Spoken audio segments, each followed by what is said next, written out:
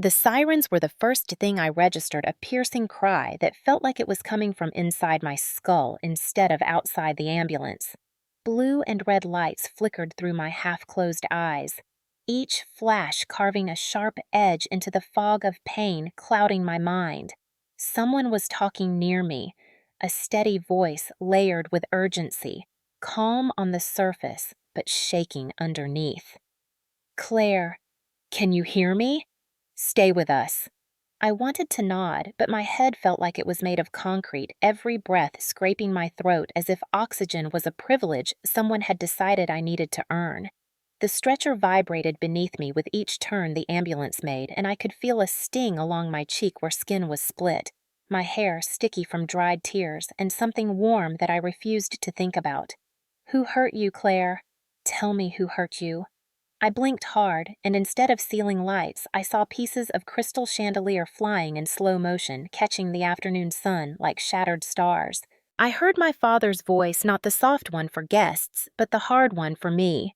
"Do not humiliate this family." Then the crack of a palm striking skin. My skin. The world tilting. My mother's fist twisted in my hair, while her voice came out tight and furious like I was the one who had ruined everything.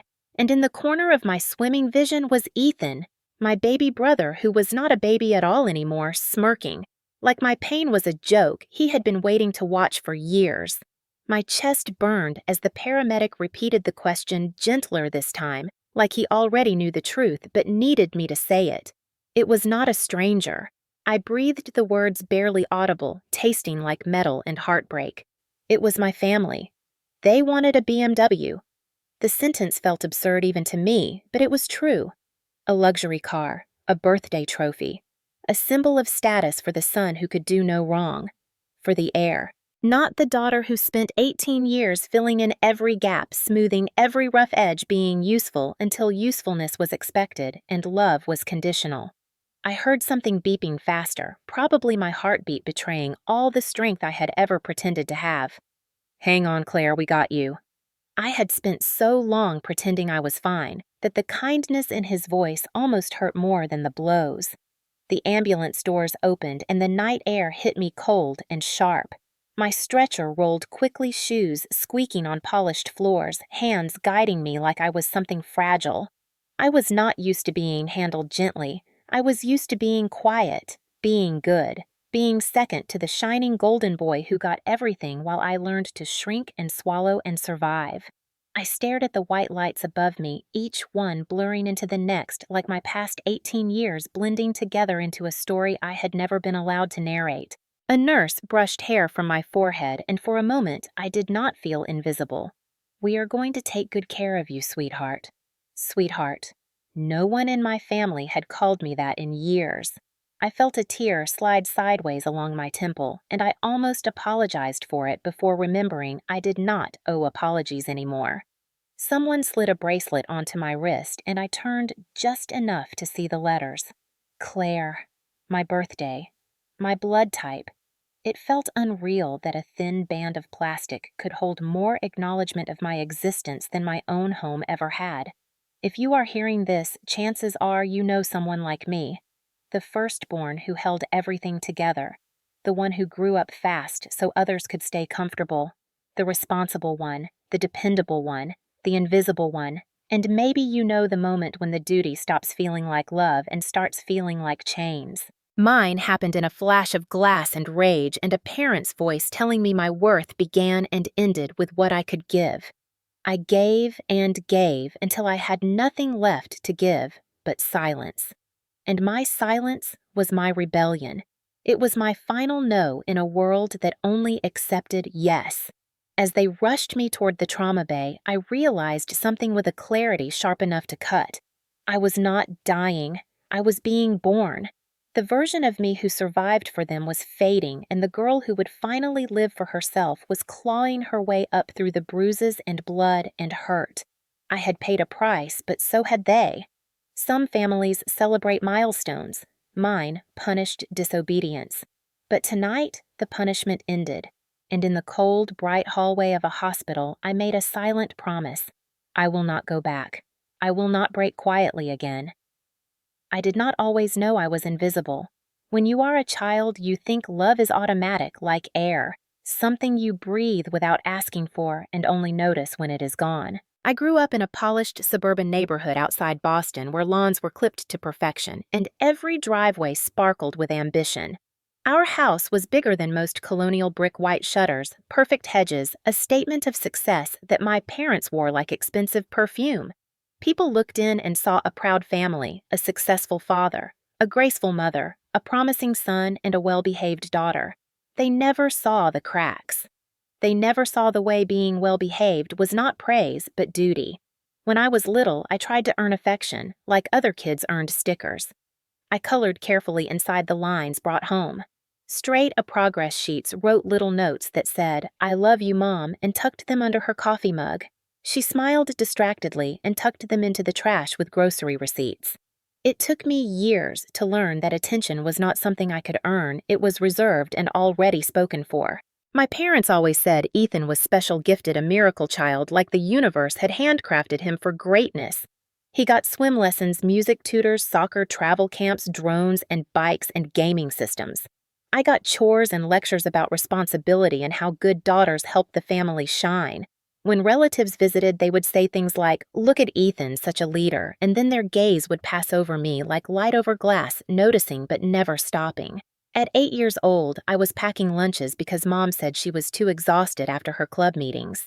At 10, I was reading bedtime stories to Ethan because Dad had board calls.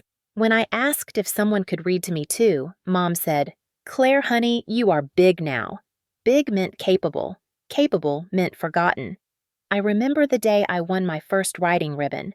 Third grade district contest, a shiny strip of blue with my name carefully printed. I ran through the door, holding it like a treasure chest. Mom was arranging cheese on crackers for guests. I tugged her sleeve. Her eyes flicked to the ribbon, then to the kitchen timer. "Sweetie, put it in your room. Ethan has people coming over after soccer. Do not make a mess, okay?" My ribbon never saw the family fridge. Meanwhile, Ethan's participation medals lined the living room shelves like a shrine. I told myself it did not hurt. I learned to smile, small, swallow big, never ask for more. Because when I tried once when I asked to join art camp instead of babysitting Ethan that summer, my father sighed like I had burdened the world and said, "We need you here. Ethan has opportunities. You cannot waste his momentum just because you want hobbies." It sounded logical then, like sacrifice was noble. But what they meant was, your life is less important. I never said it out loud, not even to myself. Kids do not know the language of neglect, they only know the feeling of being unnecessary. So I tried harder. Helpful daughters get noticed right. I folded laundry perfectly by 11 memorized grocery lists by 12 balanced chores, homework, and tutoring Ethan through middle school. Adults always praised my maturity and discipline. "You are lucky Claire is so easy," they told my parents. They smiled proudly as if they had created my obedience instead of demanded it. Meanwhile, Ethan boasted about new sneakers and promised BMWs as jokes long before he could drive. When teachers asked my parents about my plans, they would laugh. "Oh, Claire will be fine. She always figures it out." But they tracked every second of Ethan's future, mapping him toward greatness like architects.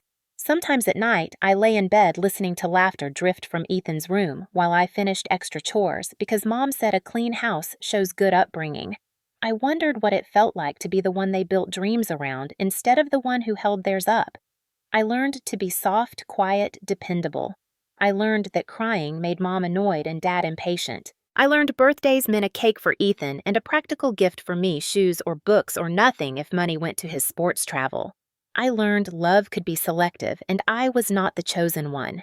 But sometimes, late at night, I would write stories in a notebook, a world where quiet girls grew wings. I hid it under my pillow like a secret flame, because even then, something inside me whispered, "You deserve a life that is yours." I just did not know yet how much pain it would take to claim it. By the time I turned 13, I understood my role so clearly, it could have been written into our family constitution. I was the support beam invisible until the day it cracked, and only noticed when someone needed to lean harder. My parents never said it out loud, but their actions were louder than any speech. "Claire handles it. Claire is fine. Claire does not need anything." That silent creed shaped every decision they made. When I earned my first honor roll certificate, they barely looked up from their phones. When Ethan got a B+ in algebra, the house filled with celebration. My father grilled steaks. My mother baked brownies. They told relatives how proud they were. I watched from the kitchen doorway, smiling politely while washing the dishes because no one had thought to set a place for me at the table outside, where congratulations flowed like champagne. Practical. Responsible. The girl who did not need to be celebrated. That was the mask they gave me, and I wore it so long I forgot it was not my face. Money became a quiet battlefield. When I started high school, I got a part-time job shelving books at the public library.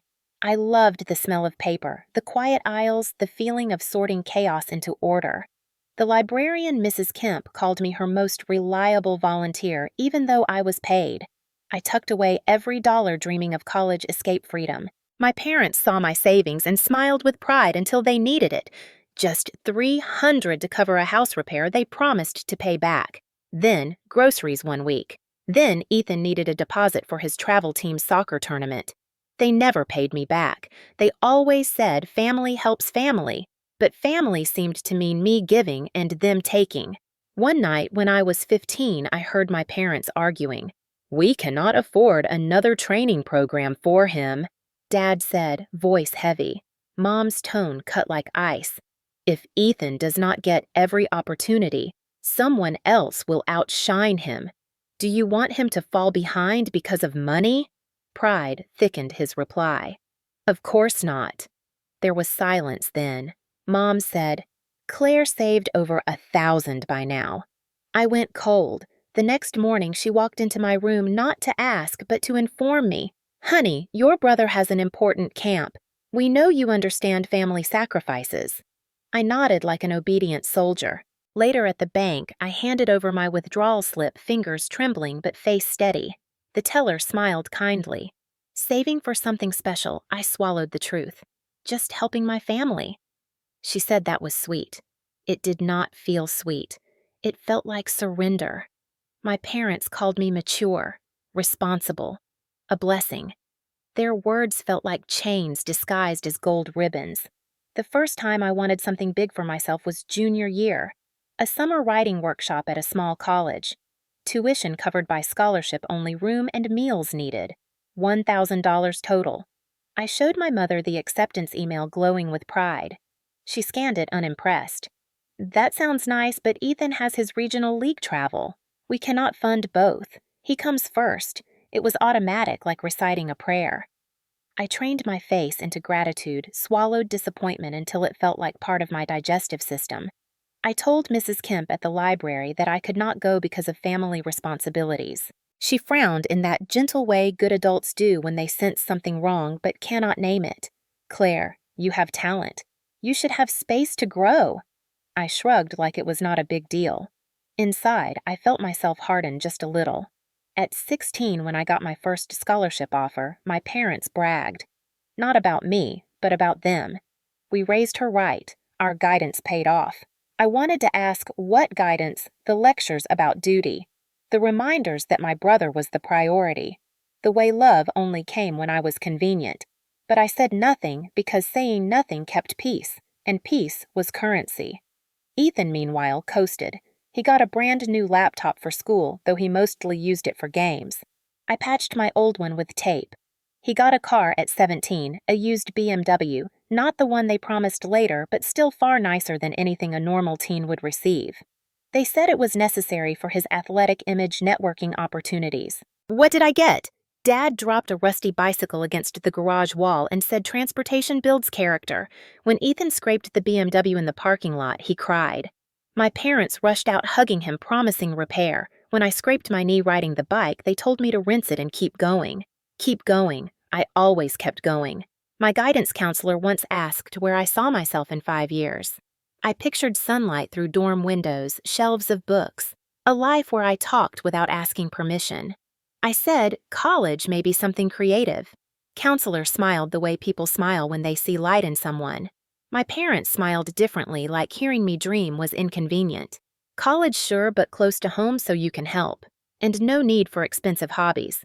Focus on realistic paths. That was their mantra. Realistic, responsible, selfless. And every time I obeyed, I disappeared a little more. I did not realize then that invisibility was not quiet. It was suffocating, a slow removal of self until you become background noise in your own life. The funny thing is, they thought they were shaping me into a dependable adult. What they actually shaped was a storm gathering quietly day after day, fed by every stolen dollar, every dismissed achievement, every time they acted like my worth began and ended with what I provided. I was not their daughter. I was their insurance policy, their built-in safety net, their invisible ATM. And the more they took, the more I learned to hide what mattered to me. I started a secret journal. I started researching financial emancipation and trusts and scholarships on library computers. Every time they drained my savings, I rebuilt quietly, learning patience the way soldiers learn to reign before a battle. I did not know when, but I knew someday the mask would crack and they would finally see the person beneath. And when that day came, I would not apologize for refusing to fund the life they valued more than mine. I was 17 the day the world quietly shifted, and I learned that sometimes salvation does not arrive like a miracle. It arrives like an envelope in the mail, while everyone else is too busy praising your brother to notice your life changing.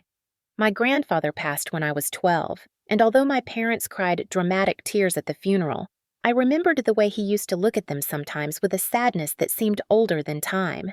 He loved Ethan, of course. The golden boy could charm birds from trees, but he watched me quietly, like he knew something I had not yet learned about the cost of being invisible. I helped him when his hands shook, carrying his tea, reading his mail, writing his Christmas cards. He once touched my cheek and said softly, "Claire, you see things that other people overlook." I thought it was poetry. I did not know it was foreshadowing. The envelope came on an ordinary Wednesday. Mom was fussing over Ethan's GPA, bumping from a 2.9 to a 3.1 like he had cured disease. I walked in from school, saw a thick legal envelope with my name printed. Not the family's name. Mine. Claire Thompson, in black capital letters.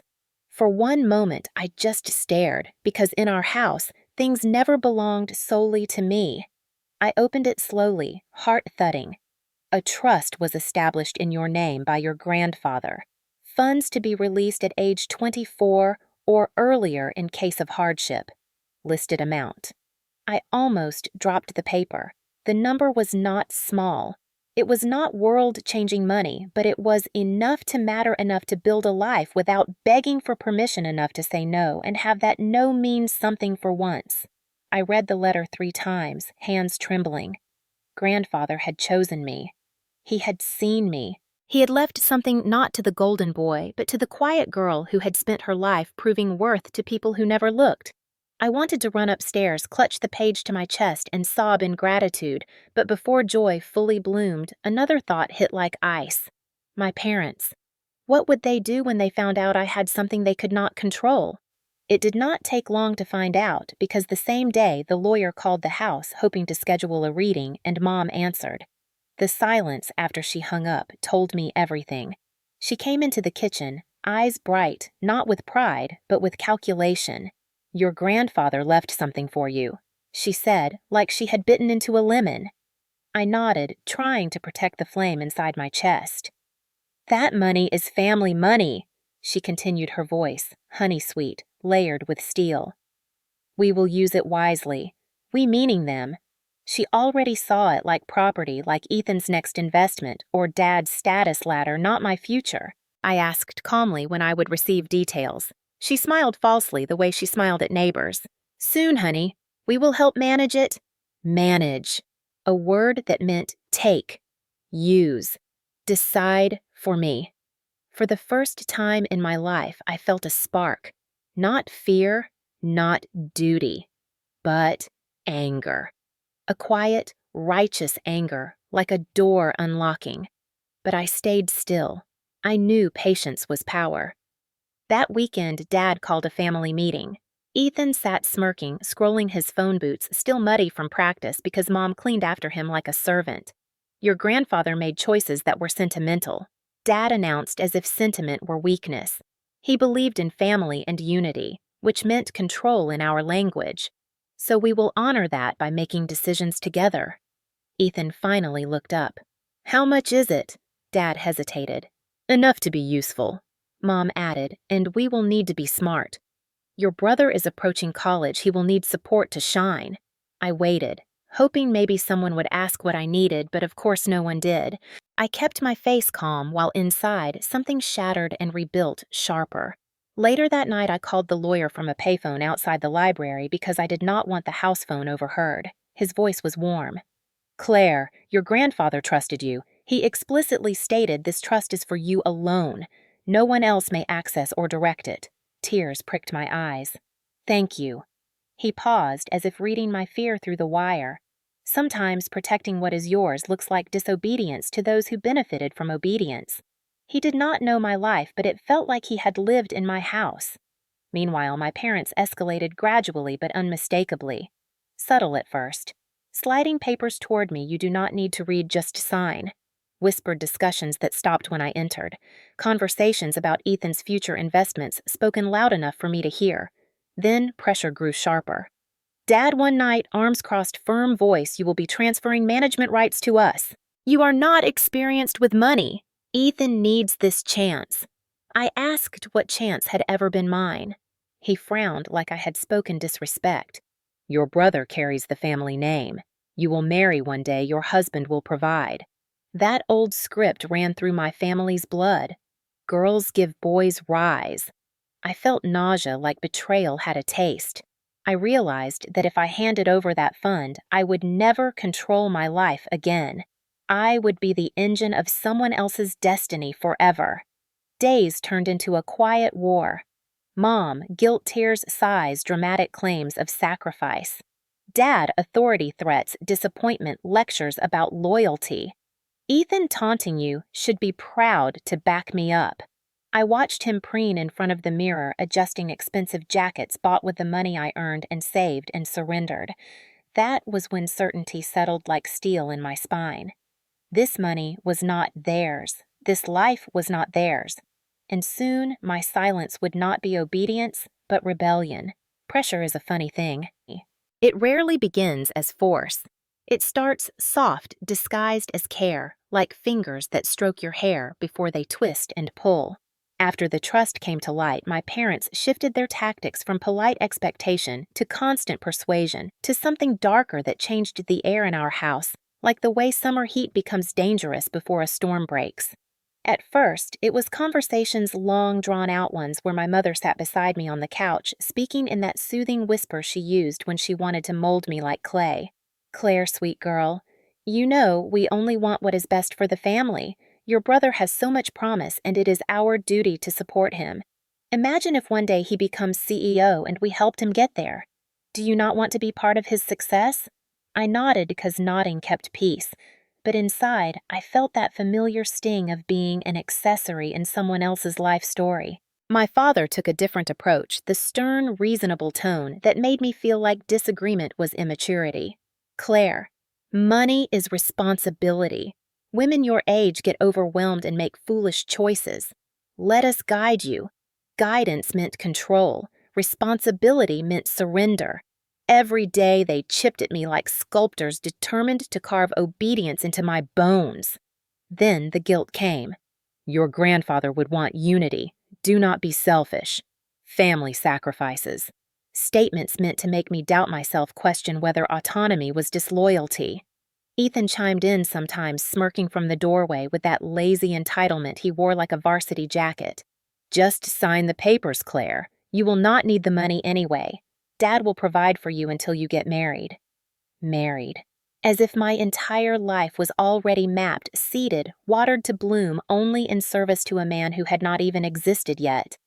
I stayed quiet, building internal walls brick by painful brick. Silence was once a cage, but now it became armor. When guilt failed, they tried pity. Mom hovered near me one evening, eyes red like she had cried for hours. Claire, I have been feeling so sick these days. Stress can kill, you know. I need peace in our home. If you loved me, you would not create so much tension. I watched her dramatic, trembling hands and wondered if she practiced in the mirror. I wanted to scream, I have loved this family so much it cost me myself, but I swallowed it. Their world did not have space for my feelings. And then the first crack of real fear appeared like a hairline fracture in glass. One afternoon, Dad slammed his palm on the kitchen counter so hard I flinched and dropped the mug I was holding. Porcelain shattered across the tiles like my never-ending effort to keep peace. His voice dropped low and sharp. Do not test me, Claire. We have given you everything. You owe this family. I stared at the floor, breathing carefully, afraid any wrong movement would trigger explosion. Ethan laughed quietly from behind him, a cruel, amused sound that made my stomach twist. Sister does not understand loyalty. She thinks she is the star now. Mom tutted at him half-heartedly, but her eyes gleamed with agreement.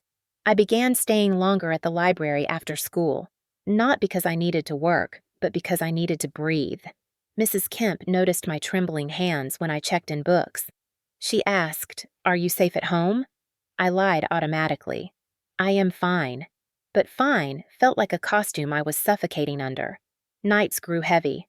The house silent but tense, like everyone was waiting for my surrender or my break. Ethan swaggered through like a prince preening with all the privileges I earned indirectly for him. My trust fund had not even touched his life yet, and already he thought it belonged to him. One afternoon, he cornered me in the hallway, blocking my path. "You're being dramatic. You should be grateful Dad believes in me. Women do not need that kind of money anyway." He said it casually, like announcing the weather, as if my future was an afterthought. I pushed past him, heart banging hard, but face calm. I began hiding documents' laptop banking info. I used computers at the library, reached out to the lawyer, changed passwords, found articles about domestic financial abuse, realizing my story was not rare, my pain was not unique. That knowledge was cold comfort, but it gave me strength.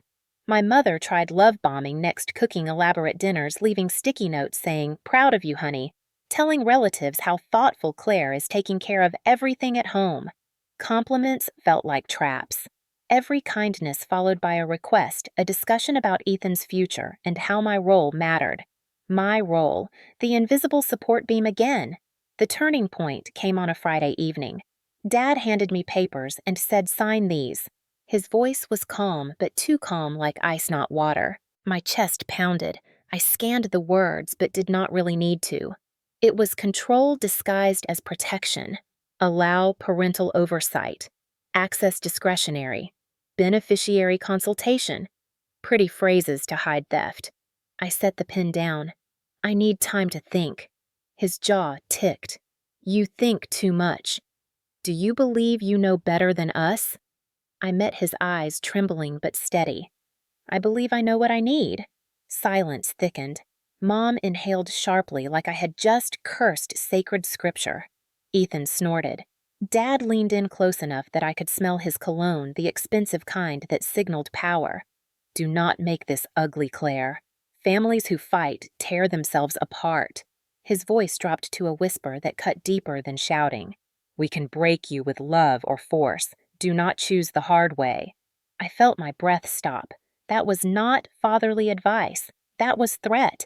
And the terrifying part was how casually he said it, like violence was a household tool. I walked to my room, legs weak, pulse roaring, ears ringing. I shut the door, and for the first time in my life, I locked it. I sat on my bed, hugging myself, not crying, because crying felt dangerous, exposed. I had always believed loyalty was safety, but now loyalty meant destruction. Something inside me whispered clearly, it is not safe here anymore. I listened, for the first time.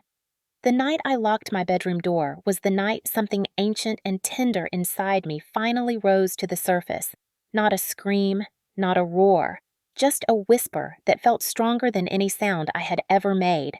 I deserve safety, and I will build it myself. I sat there breathing in the dim yellow light from my bedside lamp, staring at the walls covered in neat notes, reminders, study schedules, pieces of a life built around pleasing others, and it hit me like a shiver that none of it had ever been for me. I had always been the one to adjust, compromise, settle, shrink. But silence when chosen can be a weapon, not submission. That night, I opened my laptop but stopped, reminded of how easily my parents could intrude. So I slipped into a sweater, shoved my notebook into my bag, and climbed quietly out my window, like a teenager sneaking out for rebellion. Except my rebellion was escape planning survival, not late night laughter. The library was closing, but Mrs. Kemp saw my face pale and tight and wordlessly let me sit at a corner table while she finished paperwork. I used the public computer to send an email to the trust attorney subject line confidential urgent. I asked if there was legal protection if family attempted coercion. I asked how to secure my account against guardianship claims. I asked what steps I needed to take if I needed early release due to safety concerns. My fingers shook, but my voice in the message was steady, stronger than I felt. When I left, she stopped me at the door and put a hand gently on my arm. You do not have to say anything, but when you are ready, there are people who help kids in dangerous homes. I swallowed hard, thanked her, whispered, I am working on it because I was. And for the first time, that sentence felt like truth, not hope. From that night forward, everything became strategy. I learned to move quietly, to speak just enough to keep suspicion low, to smile when expected to nod at Ethan's arrogant monologues, and my mother's guilt-drenched sweetness, and my father's watchful silence. I became a ghost in their world so that I could become a person in mine. I opened a new bank account under my own login at a credit union 2 towns away, using my library job paycheck to seed it $30 at a time so no withdrawals at home would raise alarms. I researched apartment listings, small ones, studios with peeling paint and loud radiators, tiny spaces where no one would demand my earnings, no one would evaluate my worth like a ledger. I told my parents I was staying after school for tutoring, but I was calling shelters' legal hotlines, reading about emancipation, trauma bonding, financial abuse, power dynamics. I hid receipts inside my pillowcase, saved every printout in a binder I kept at the library, behind old yearbooks with permission from Mrs. Kemp, who did not ask but gave me soft looks like she suspected truth but respected my quiet. I bought a burner phone $39.99 from a convenience store with cash so I could communicate with the lawyer without the home phone echoing threats and manipulation. I practiced speaking up in whisper form in the bathroom mirror, saying phrases I had never allowed myself to say. I deserve space. You do not control me. No. It felt like learning to walk again as someone who had never been taught she had feet. My room became a sanctuary, not because it was safe, but because it was mine, and because I knew I would leave it soon. I folded clothes slowly in secret piles under my bed, sorted belongings into what I would take and what I would let go. Sentimental objects narrowed down to a childhood necklace, a bracelet from a 5th-grade friend, the ribbon I won that never made it to the fridge. Everything else could stay.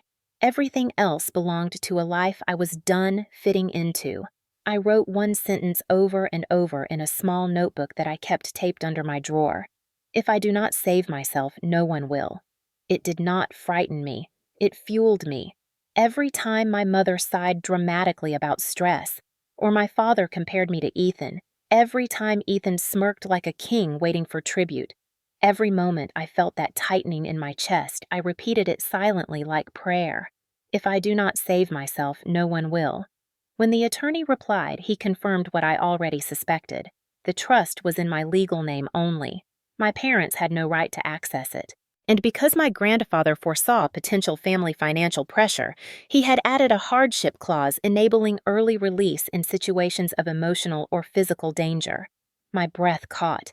It was like he had written a door into my future long before I knew I would need to walk through it. The lawyer asked if I needed resources for safe housing or protective orders. I stared at the words safe housing as if they were forbidden fruit. I typed back, I am preparing quietly. Please keep communication confidential. He replied immediately understood. You are not alone in this. For a moment, I wanted to cry, but tears felt like luxury I could not risk. Instead, I exhaled slowly. Let steel settle deeper in my spine. I began scouting apartments on bus rides, pretending to run errands. One particularly worn place on Maple Street spoke to me not because it was charming, but because it felt like anonymity, a place where no one would expect anything from me except rent. I traced routes on my phone, figured out transit lines, scheduled campus tours at colleges far enough to choose my life. I walked into a thrift store, bought a used suitcase, $5 dents and all, and hid it inside a donation box in my closet under blankets so no one would ask why I needed it. My silence became measured, not fearful. I still spoke to them, but it was surface talk because my real voice was busy growing roots. The bondage was losing grip. There were moments I felt guilty seeing my mother plan Ethan's sports banquet like it was the royal wedding moments, when Dad bragged about his future success moments. Ethan tossed me his dirty gear like always, and I caught it automatically before remembering I no longer served this dynasty. And every time guilt whispered, "Stay duty," whispered, "Obey." Another voice rose now, firm and steady. "Leave. You were not born to be currency." The night I finished securing my bank and confirming my trust options, I sat on my floor among lists and maps and whispered to the empty air, "I am going to be free." My voice trembled, but it was real. It was mine. The day of Ethan's 18th birthday arrived wrapped in sunshine and false perfection, the kind of suburban Massachusetts afternoon where neighbors smile too hard and lawns look manicured into submission, like everyone is performing happiness for an invisible audience, and our family was the lead act. I woke early because habit is a prison that lingers even when the bars are loosening, and I walked downstairs to see my mother already positioning floral centerpieces on marble countertops as if arranging symbols of our reputation mattered more than the people breathing inside the walls. Her pearls glittered against her sweater set, and she did not look at me at first, just waved a manicured hand. "Claire, take the cakes out later. I need to get ice." I nodded, though I had already decided this was the last day I nodded out of obligation.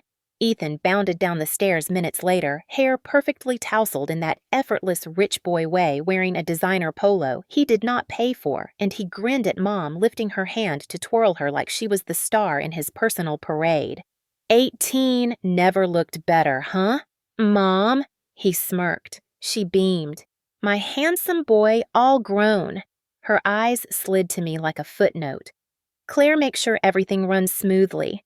Of course she trusted me to run the show. She always did. And this time, they had no idea I had already chosen my exit. I moved quietly through preparations, setting plates, arranging napkins, lining silverware, straightening tablecloth edges, my muscles moving from long, trained scripts while my mind drifted to the small binder hidden at the library full of documents that would free me. Dad strode in late morning, phone in hand, voice full of importance like he was closing world-altering deals instead of suburban bragging rights. He gave Ethan an approving nod, but spared me only a quick glance. "Claire, I want you to be ready for your moment later." "My moment," I asked softly, knowing the answer would hurt, but needing to hear it. He smiled like a king about to issue decree. "When you present the car keys to your brother, you should feel proud to contribute to his success." My stomach clenched even though I already knew this fantasy of theirs. They imagined me stepping forward in obedient silence, handing Ethan a BMW key. As guests clapped as if my financial independence was merely a stage prop to elevate him. I wondered if they realized how grotesque that picture was, or if they were genuinely blind to it. Probably blind. Privilege can be its own form of blindness. Guests arrived in waves around noon, expensive perfumes drifting through the air, mixing with the scent of grilling steak and freshly cut grass. Laughter rose like champagne bubbles, and I watched mothers compliment other mothers' fathers, pat backs boasting of achievements, teens comparing watches and colleges, while I moved through them unseen, like a service worker instead of a daughter. People complimented the decor, complimented Ethan's future basketball scholarship possibility, though he had not earned one, just assumed it existed because boys like him were groomed for admiration. Someone said he deserved a luxury car because champions arrive in style. Mom laughed like it was the most natural truth. I overheard a woman whisper to another that it must be nice having such a supportive sister who understood her place. I felt something in my chest twist, but I kept walking, careful, careful, careful. The pool's sparkled string lights framed the patio, though daylight washed them, and Ethan stood at the center like a rising prince accepting attention with practiced humility that was really arrogance dipped in charm. When someone asked where my college applications were going, he interrupted saying, "Claire will be close by. She knows family comes first." Guests nodded approvingly, like that sentence was beautiful rather than suffocating. I smiled politely because exploding in public was their fear, not mine, and I wanted them afraid soon. As more people gathered, I drifted inside to breathe, leaning against cool granite counters and staring at my reflection in the glass cabinet door. My face looked calm, but there was steel beneath that only I could see. I whispered quietly to myself, not yet, but soon, then returned outside. The emotional undulation was sharp that afternoon, moments where old instincts tugged at me to cave, to be useful, to be good, followed by waves of clarity, reminding me I was already leaving. I already belonged to myself. Around 3, Dad tapped his glass with a fork to get attention, and conversations quieted. He smiled at Ethan, one of those broad, proud father smiles that made home videos look like fairy tales. Today we celebrate our incredible son turning 18, stepping into manhood, ready to conquer the world. Cheers rose. Mom placed a hand dramatically on her heart. Ethan preened, soaking it in. Then Dad turned toward me. And of course his wonderful sister Claire, who has always supported him. My throat tightened. Here it comes. We all know Ethan is destined for great things, and great journeys require the right vehicle. Everyone murmured knowingly. Dad stretched his hand toward me like a stage director cueing an actress. And Claire has something very special to present. Silence fell like a held breath. Eyes turned, heads swiveled. Even birds seemed to hush. I stood still, heart steady, not racing anymore, because fear had been replaced by decision long ago. Ethan's smirked eyes glinting with expectation. Where is it, Claire? Do not make this awkward. Mom's nails dug lightly into my arm from behind a whisper through clenched teeth. Smile and give your brother his gift. For a moment, old reflexes tried to surface, to nod, to obey, but I let the moment stretch long enough for tension to sharpen into something visible. Then I spoke clearly but softly, not dramatic, just truth. There is no car. Gasps rustled like a breeze. A nearby man choked on champagne. Ethan blinked slow, then fast, face reddening. Dad's jaw stiffened. Mom let out a tiny gasp, like someone stabbed her pride. I held their gaze one by one. The trust was left to me, not to you. Not to fund Ethan's lifestyle, not to support your social image. My voice shook once, then steadied, because truth grows stronger the more you let it breathe. It is my future, and I am keeping it. A murmur rolled through the crowd, all the polished smiles cracking. Ethan stepped forward, clutching my arm hard enough his fingers dug into flesh. You selfish, ungrateful girl. You owe us. I met his eyes. I owe no one for existing. Dad moved so fast the shift startled guests' chair legs scraping as he stood rage, tightening his features. Claire, do not embarrass us. Give him the keys right now. There are no keys. And I am not your investment. Mom hissed Claire enough. You will destroy this family. I shook my head slowly. You destroyed it when you made me currency instead of a child. For the first time in 18 years, I saw something unfamiliar in their eyes. Not annoyance, not disappointment, but fear. Real fear. Because they finally understood I had power. Ethan sputtered, furious voice cracking. This party is for me. You ruined it. I looked at him with the softness that was not kindness but release. The world does not revolve around you. It never did. Gasps again. Someone whispered, "Oh my God," she snapped. Someone else murmured good for her, and a few teens near the pool exchanged looks like they had just witnessed rebellion and were secretly thrilled. My father's face dropped into cold fury. You will regret this, Claire. I did not look away. No, I am simply choosing myself. 1 second of stunned silence held us all like glass before the shatter came. There are moments in life when the world does not spin or shake, but simply drops like God let go of the string for half a breath and gravity remembered you. The second after I said I choose myself hung in the air, heavy and electric, like the universe was waiting to see if I meant it. My father's face shifted first, not shock anymore, but something colder, an authority that had never been questioned and did not know how to exist without obedience. His voice was low enough only nearby guests heard, and they froze like statues carved out of money and gossip. "You will not humiliate this family." His hand moved before I processed the motion, not a slap in childish tantrum jerks, but precise and sudden, his palm contacting my face with a crack that echoed through the backyard like a champagne glass shattering in a quiet room. The sound seemed to travel farther than the strike itself, bouncing off the pool water, trickling over patio stone into the silent cluster of neighbors who had always smiled at us without ever really seeing us.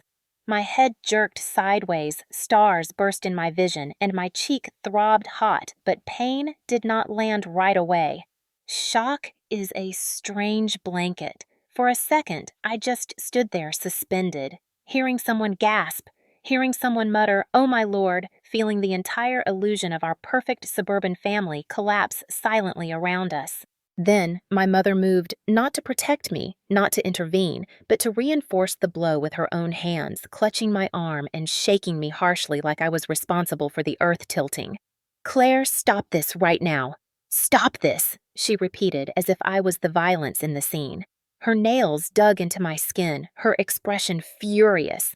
Not frightened, and her voice hissed so only I could hear, "You are making us look bad." That sentence, more than the slap, made my stomach turn because it meant they did not see me as hurt, only as inconvenient. Ethan stepped closer, his face twisted in disgust and triumph, mixed like he had been waiting for this moment his whole life. "You deserved that. You always think you are better. You are nothing without us." The old Claire might have shrunk, apologized, begged peace, but that version of me was already dying quietly before this moment. I opened my mouth to speak, but breath wavered and the world tilted as adrenaline crashed. My vision blurred. I heard someone else shout, "Stop it! What are you doing?" And a woman's voice, high-pitched, "Call someone now." Dad reached again. Not open-handed this time, but gripping my shoulder so hard I felt pressure sink into bone, not breaking anything but sending a shock down my arm. His voice trembled not with regret, but rage. "You will obey. You will learn respect." My mother yanked my hair not violently enough to cause serious harm, but enough to jerk my head back and strip dignity away like an old rug pulled from under someone. Tears came uninvited, not from pain, but from the humiliation, the violation, the realization that some families protect reputation more fiercely than children. The ground shifted beneath me, and suddenly my knees gave out, my body folding like paper as I sank, catching myself on the edge of a chair that scraped the patio. Guests watched, some horrified, some frozen, some whispering. Someone cried out, "Stop it, just stop." Ethan pulled out his phone. I saw it through blurred vision, the black rectangle aimed at me not to call 911, but to record or threaten or control. The humiliation burned deeper than any bruise ever could. I whispered through shaking breath, "Do not film me." He smirked, "Oh, now you want privacy." The irony nearly choked me. A neighbor woman, Mrs. Edwards, from 2 doors down, stepped forward with wide, trembling eyes. "This is wrong. Someone dial emergency." And then everything sped up the way time does when control breaks. Hands reached toward me, but not gentle ones, my father's grip digging again. My mother's voice rising in panic, not for me, but for Image Ethan, murmuring, "You ruined everything." My cheek pulsed, my scalp throbbed, but none of that hurt as much as the realization that love here was conditional on obedience, and I had finally broken the rule. Then a loud voice shattered the spell, a man near the grill yelling, "Call 911, now his tone commanding like someone used to emergencies. Feet scuffled, a phone dialed. Mom hissed at him, "Do not involve outsiders you do not understand," but he ignored her. As I tried to stand, the world spun hard, and I dropped again. Body folding gently, not dramatically like a tree, giving up to wind. My hearing fuzzed edges of sound blending into a distant tunnel like I was underwater. People shouted. Mother cried something. Father swore. Ethan backed up for the first time expression, shaky uncertainty creeping into his arrogance. I felt grass cool under my fingertips, even though I was still on concrete. Maybe my imagination trying to give me softness. Someone knelt beside me, a stranger woman's voice, frantic but kind. "Honey, stay still. Help is coming." I could not respond. My chest shuddered on its own, and I tasted iron faint but real. And then sirens cried, piercing through quiet suburb wealth and manicured peace like judgment. EMTs rushed through the gate, their uniforms bright blue, their voices strong, calm, practiced. What happened here? A fall, one person lied. A faint, another insisted. But the EMT looked at my cheek, my arm, my shaking, and his face hardened in that professional way medical workers get when truth is louder than excuses. "Miss, can you hear me?" "My name is Claire," I whispered, automatic old habit of politeness. He nodded. "Good." "Claire, good." "Did someone hurt you?" My mother shrieked. "No, she fainted. She has been emotional lately." But the EMT looked right at me, ignoring her. "You are safe now. Tell me." And I finally spoke the truth. I had carried like lead for years. It was my family. They hurt me. His jaw flexed. He signaled his partner. "Document injuries, alert police." Hands lifted me onto a stretcher, tender, firm, secure. They placed soft padding around my neck because dizziness lingered. The sky spun overhead, bright, cruelly blue, and I blinked tears sliding sideways. As they rolled me through the yard, I saw faces. Shock, guilt, curiosity, some pity, and in their midst, my parents frozen like their world just cracked. Mom reached as if to touch me, but the EMT blocked her. "Sir, step back." She gasped. "How dare you?" He replied calm but sharp. "Ma'am, she is our patient now." Ethan stood still, phone down, face pale, the first hint of fear in him. Not for me, but for consequences. My father opened his mouth to argue, but stopped because neighbors were filming, because authority they could not control was here, wearing badges and gloves. They loaded me into the ambulance, the same cold, gurney metal under me as earlier flashback of my future self bleeding into present. The door slid shut, muting the yard. The EMT spoke gently. "Stay awake. Claire, you are okay." Tears finally came uncontrolled, silent, running down my temples. I was not okay, not yet, but I was free in the most painful, terrifying way freedom ever comes. My body trembled, my heart pounded, but somewhere beneath pain, a seed of victory glowed dim, stubborn, unextinguished. I whispered so low I barely heard myself. "I am done being your sacrifice." And sirens carried me away from the only home I had ever known toward safety and truth, and a future where I belonged to myself. The ambulance doors closed, and the world outside shrank into a distant hum, leaving only beeping monitors and my own heartbeat reminding me I was still here. Alive, bruised, but not broken. And in that narrow, sterile space, something inside me solidified into steel. Fear was still in me. Yes, but fear had stopped being the master and started being fuel. The EMT held my wrist gently as he checked my pulse and spoke low, like someone familiar with the kinds of emergencies no one talks about at neighborhood barbecues. "Claire, you are safe now, okay?" I nodded, even though safe still felt foreign, like a language I had not practiced enough. The hospital lights blurred into glowing halos as they wheeled me into the ER, and nurses swarmed not frantic but efficient the way experienced women move when they have seen too many daughters arrive shaking and silent. A female nurse with calm brown eyes leaned close and her voice was soft but steady. "We are going to take care of you.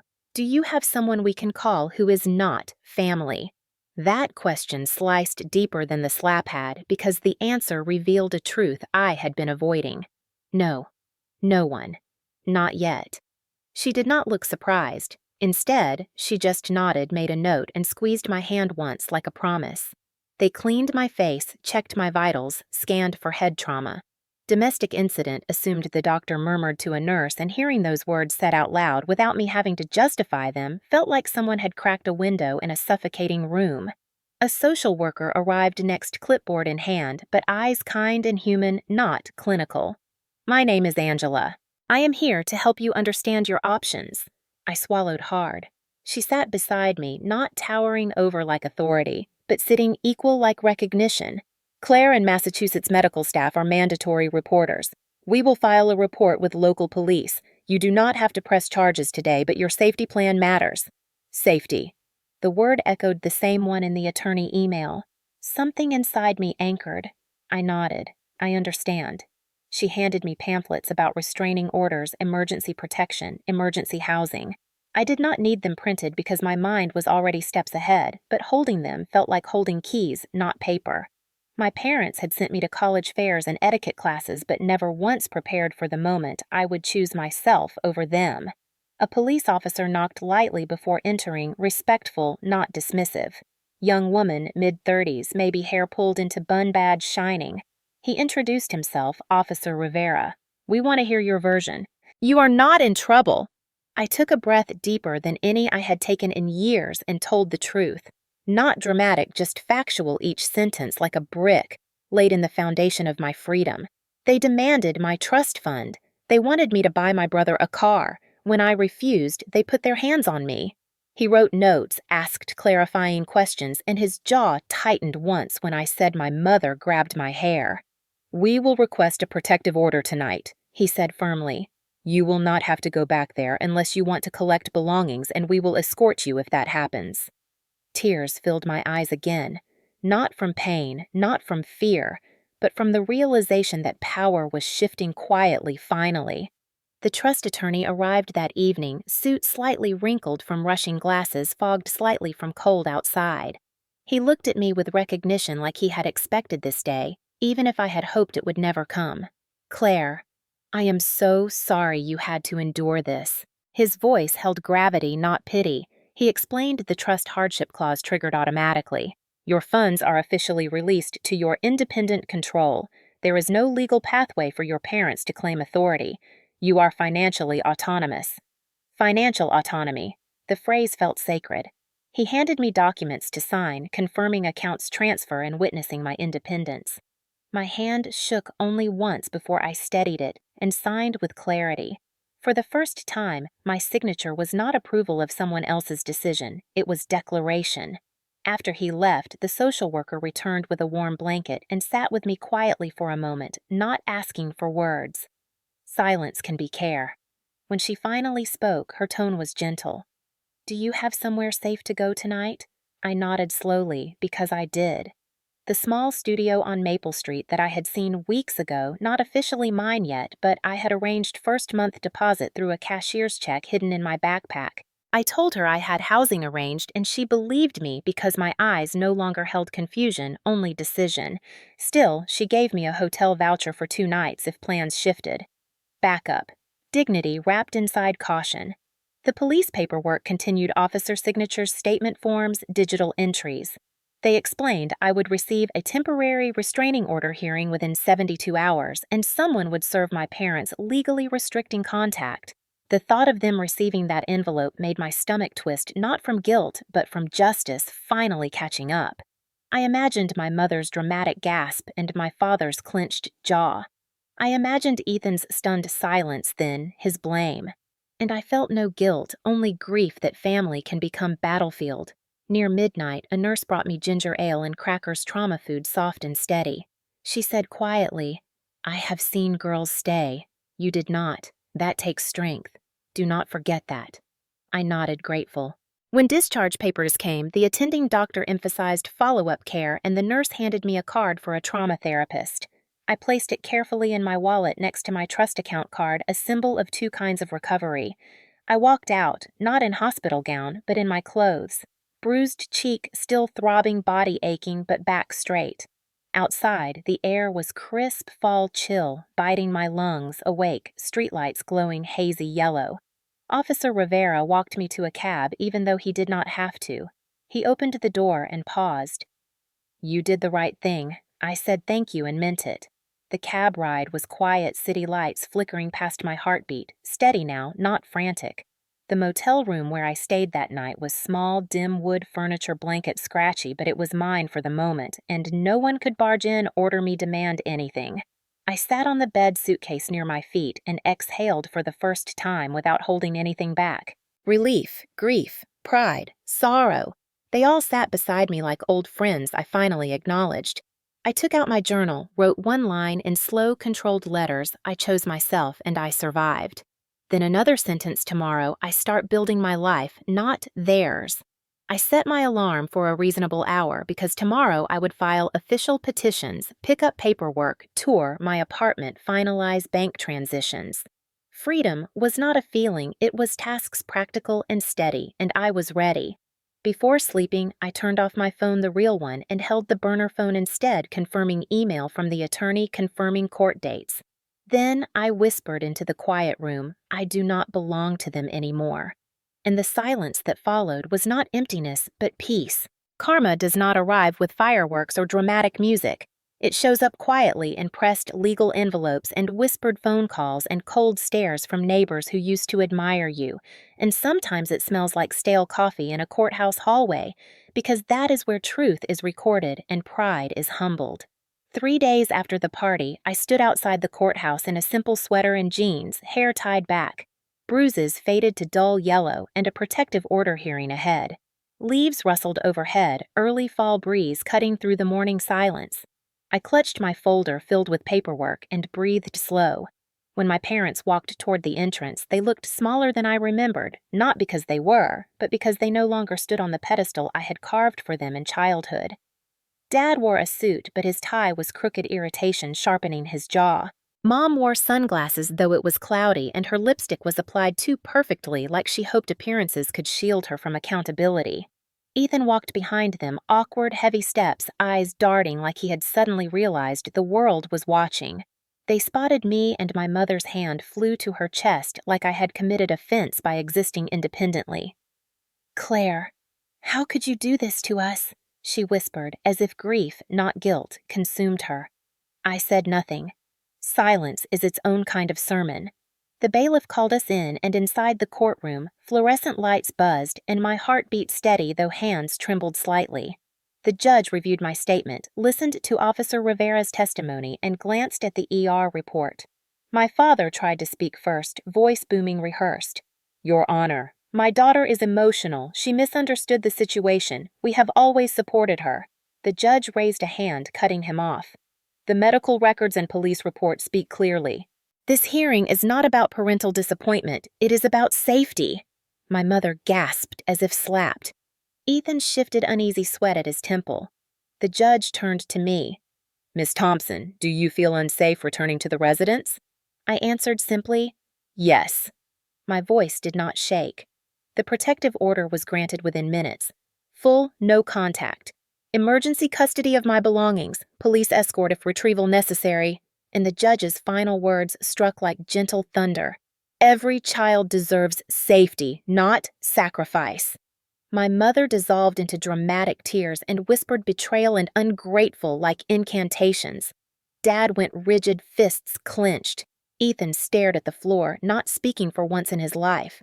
I walked out calm, each step steadier than the last. Outside, a reporter snapped pictures, murmurs already circulating. Word travels quickly in small, wealthy towns, especially when scandal violates the illusion of perfection. That evening, my parents' social circle buzzed like shaken bees.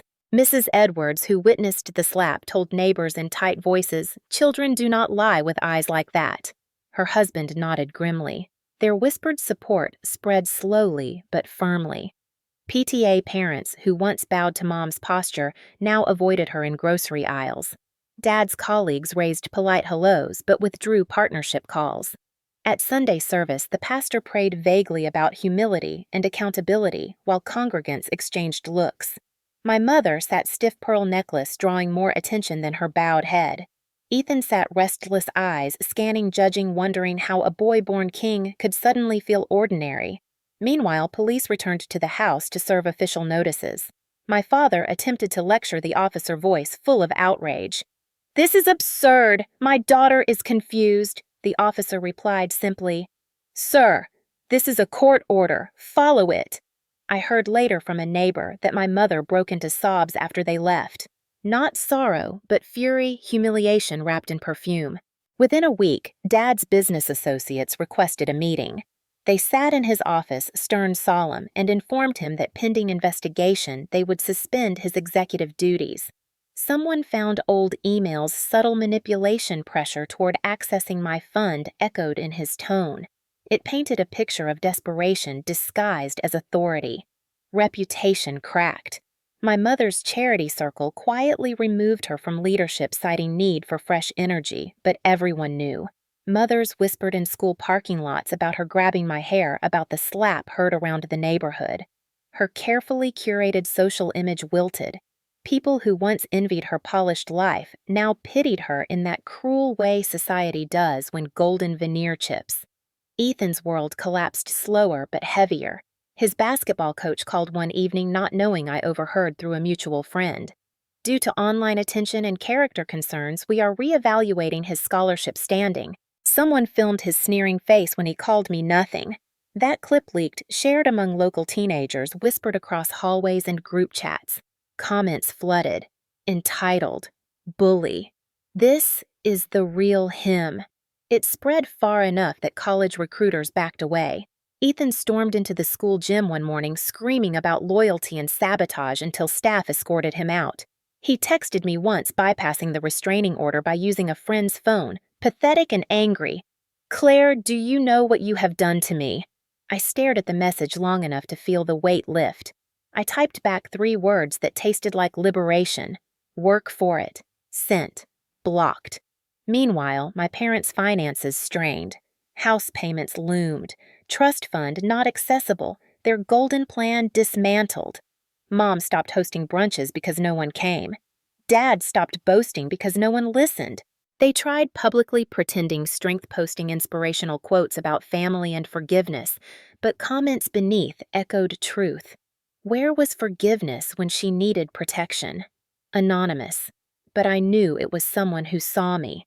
Karma is not vengeance. It is clarity. And clarity spread through that town like crisp winter air. One afternoon, months later, police escorted me to collect final belongings.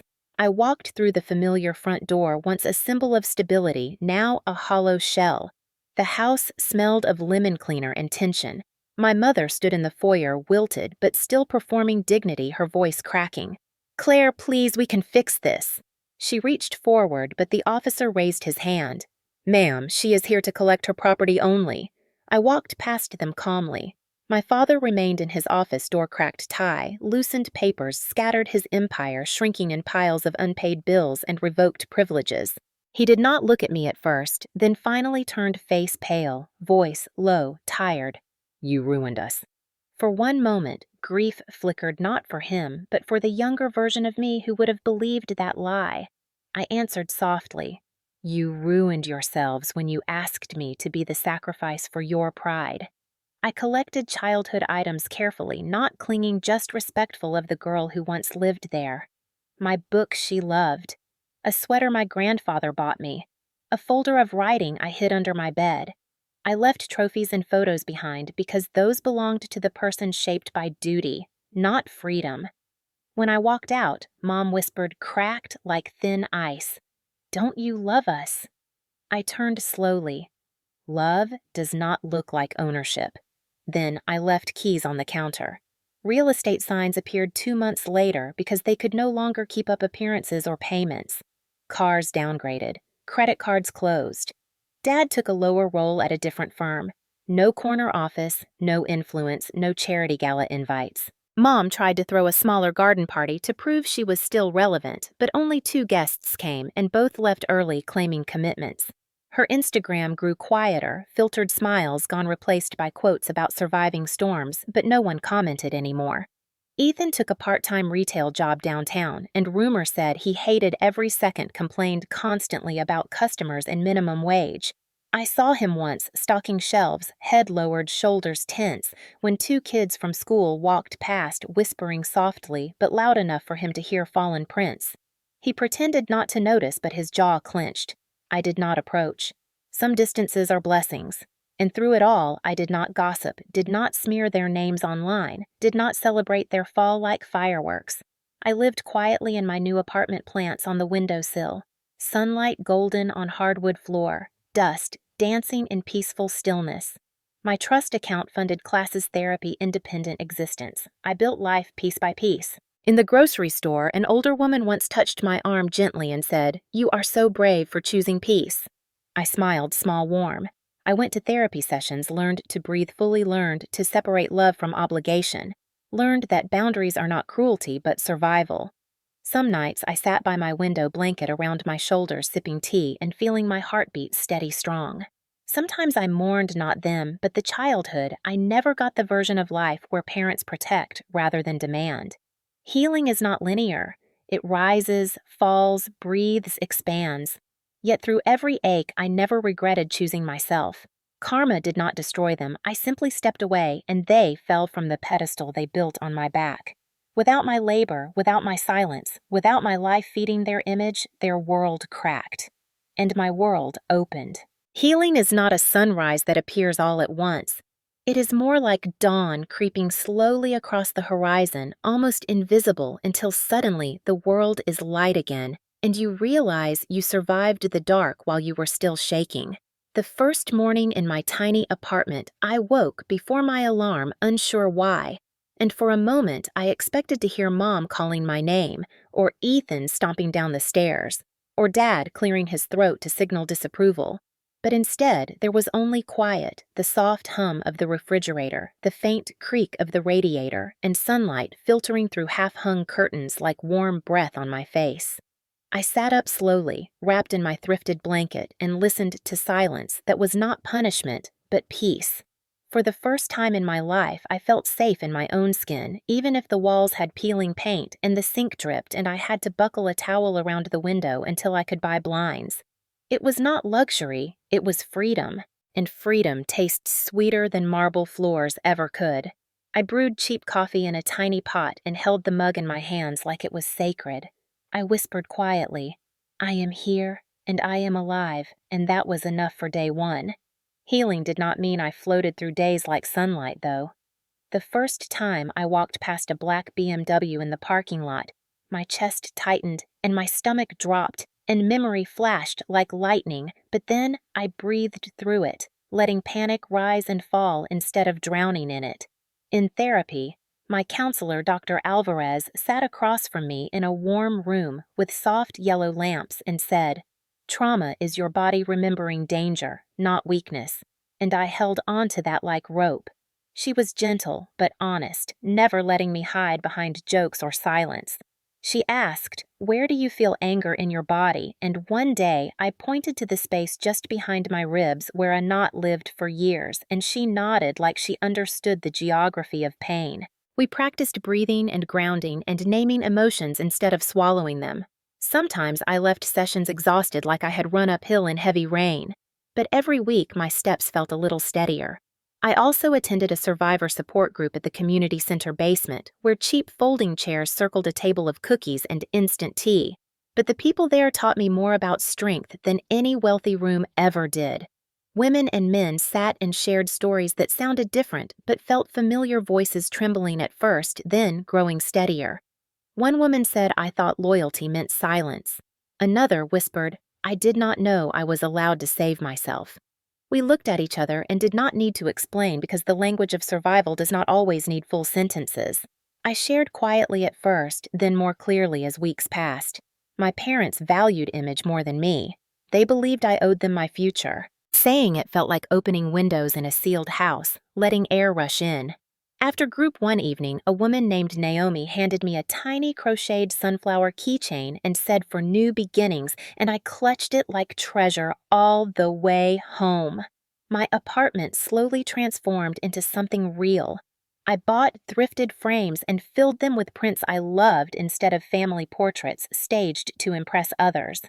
I placed a small plant on the windowsill and watched it stretch toward the light every morning, mirroring me. I hung string lights around my bed, and when they glowed warm at night, I felt wrapped in softness rather than walking on eggshells. I took a creative writing class using part of my trust fund, and for the first time I wrote not essays or assignments, but stories. Stories about girls learning to take up space. Stories about leaving stories where silence became power, not prison. One afternoon, the professor read a piece I wrote aloud to the class and said, "This is a voice that needs to be heard."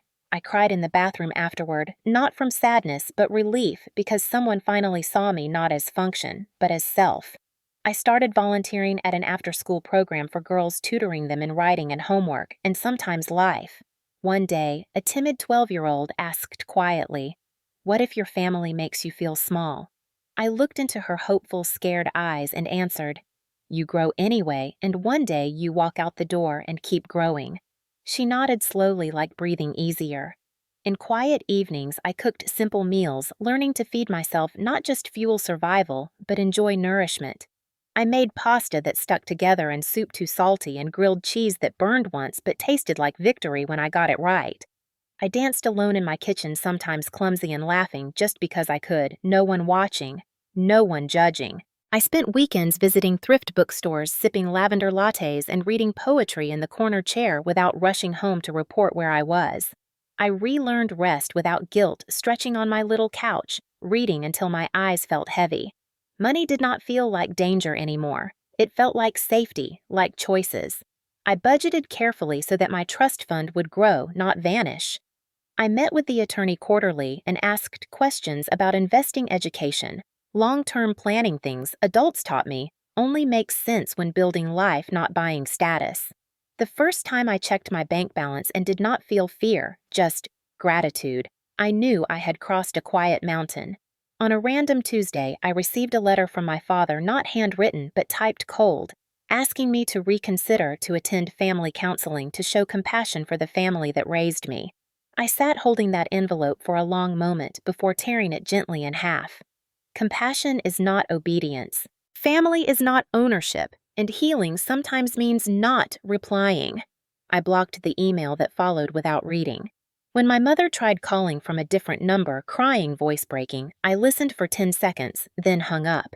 I did not need apologies drenched in self-pity. I needed peace, and peace does not come from reopening wounds. Ethan sent one message through a mutual contact saying, "I am trying, can we talk?" and I chose not to respond. Trying after harm is not owed reconciliation. I walked by the river on tough days, letting wind comb through my hair, breathing in the scent of water and autumn leaves, reminding myself the world is bigger than one house where I learned wrongly that love has conditions. Some mornings I still woke with a start, heart pounding as if expecting voices calling my name sharply. But then sunlight touched my face softer than any hand in that old home ever had, and I relaxed. I learned self-forgiveness too, for the years I stayed, for the times I believed their version of me, for the young girl who never learned safety at home. In one therapy session, Dr. Alvarez asked, "What does freedom feel like now?" And I answered like breathing without asking permission. She smiled. "Good. That is healing." I bought a bicycle and rode through quiet streets, hair blowing, feeling like a child who finally got recess.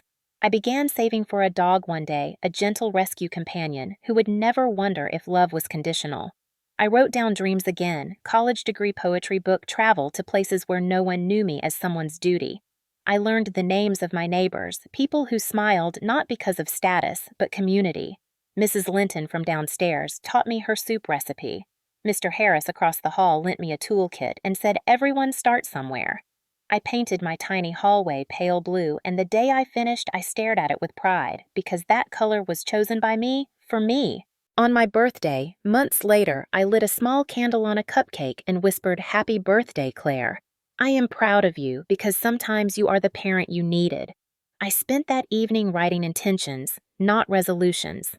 Love without permission, rest without guilt, grow without apology, protect my peace. I sent a donation to a domestic abuse shelter and wrote one anonymous note for someone just beginning their escape, "You are worth saving." I placed fresh flowers in my window vase, not expensive, just daisies, but they made the space look like a life blooming.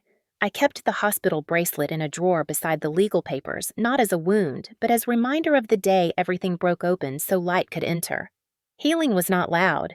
Healing was coffee and quiet mornings writing at my desk, friendships that grew slowly like spring buds, mornings without dread. Healing was choosing myself daily not as rebellion anymore, but as habit. Healing was sitting on my rooftop one evening, watching the sky blush pink and whispering, "I made it," and believing it. A year later, I stood outside the same neighborhood I once called home, not to return, not to reopen doors that were meant to stay closed, but to acknowledge the journey that had brought me from silence to voice, from duty to autonomy, from survival to peace. Maple trees lined the street in full golden bloom, and houses glowed with early evening lights. And for a moment, I wondered how many other homes behind these perfect lawns held stories like mine, held daughters who whispered their worth only when no one could hear. I parked on a side street and walked slowly, not hiding, not sneaking, not fearful, just curious, and I saw a for sale sign still planted in front of the house, where I once packed lunches for others and learned to shrink myself small enough to be tolerated. The yard that used to be manicured like a magazine cover now looked tired, patchy grass, a little overgrown shutters needing fresh paint, as if even the house had exhaled after years of pretending. I did not walk to the door. I did not need to. Closure was not inside walls, it lived in my ribcage, steady and strong. I turned before anyone noticed and headed toward the park at the end of the street where I used to sit on a swing as a child, kicking my legs, hoping to fly high enough to see a life beyond that fence. Now I sat again, but this time my feet touched the ground, planted, grown grounded. A family passed by, laughing children chasing each other, loud and messy and beautiful.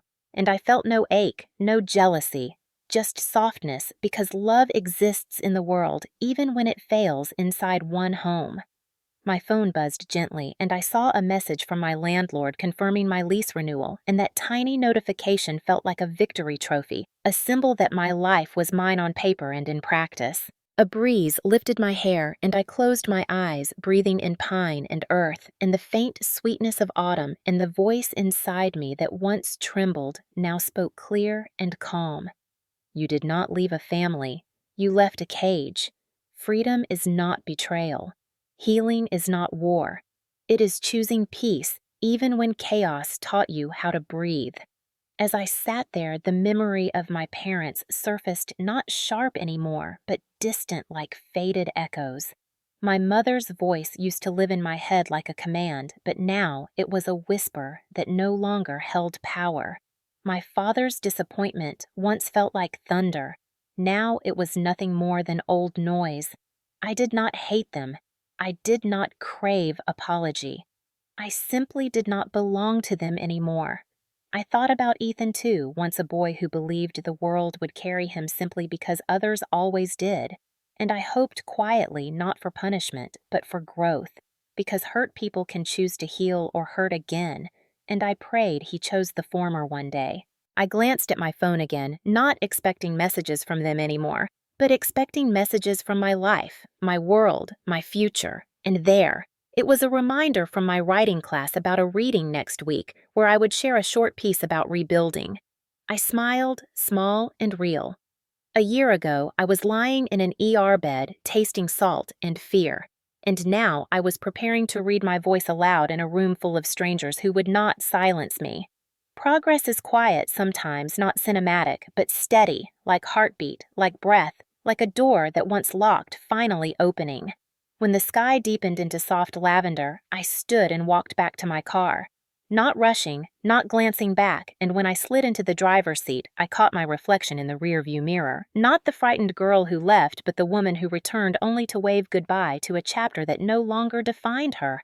I whispered one last time to the street, to the past, to the version of me who once prayed for escape, "Thank you for surviving." Then I pulled away. Music-low windows cracked cool air on my face. The world stretching wide in front of me. I drove to my apartment where daisies waited in a jar, where my notebook sat open on my desk, ready for new chapters, where the quiet was mine to fill with laughter or rest or nothing at all. When I unlocked my door, I heard only what I chose to hear: the hum of safety, the soft creak of floors greeting me, the gentle weight of belonging. I set my keys down, glanced at the hospital band tucked in my drawer, and instead of remembering pain, I remembered strength. Some wounds do not silence you, they teach you who deserves your voice. And tonight, my voice belonged to me. I brewed tea curled on my couch, wrote 3 lines in my journal. I am free. I am whole. I am home. The city lights blinked outside like stars that refused to wait for darkness, and I knew tomorrow I would wake again in peace, not perfection, but peace. And that was everything. So if you are listening from wherever you are, from whatever family you came from whatever silence you once had to choke on, hear me now.